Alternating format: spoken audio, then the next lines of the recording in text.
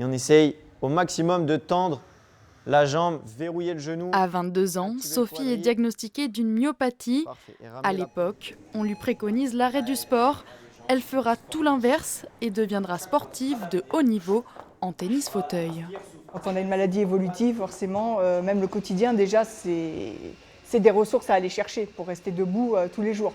Donc moi, je parlerais plus en termes de ressources. Et moi, ma ressource, ça a toujours été le sport, en fait, même avant de savoir que j'étais malade. Donc ça a été une de mes ressources qui m'a permis d'être résiliente, en fait, dans la vie de tous les jours et continuer d'avancer. Son nouveau défi, gravir l'Annapurna au Népal.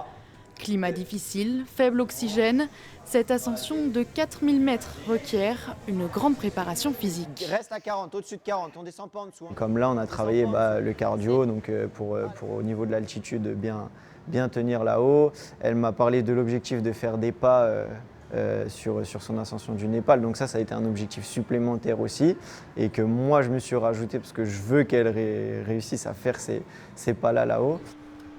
Dans son quotidien, Sophie pratique la méditation, une activité qui lui permet de relâcher la pression et lui donne un recul sur les grandes étapes de sa vie.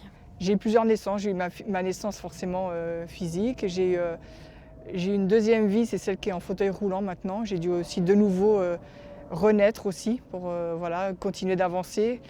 Et là, la troisième, je dirais que c'est un troisième volet de ma vie où là, c'est plus d'un point de vue émotionnel que j'avance. Un documentaire sur son ascension est également prévu. Pour Sophie, l'espoir que ce film en inspire d'autres.